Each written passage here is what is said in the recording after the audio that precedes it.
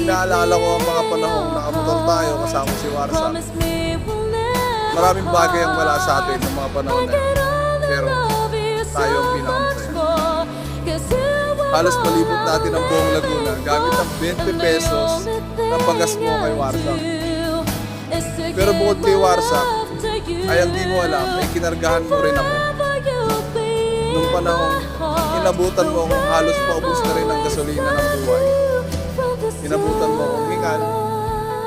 Inabutan mo akong pagal. Pero dahil sa'yo, lagi na akong full tank.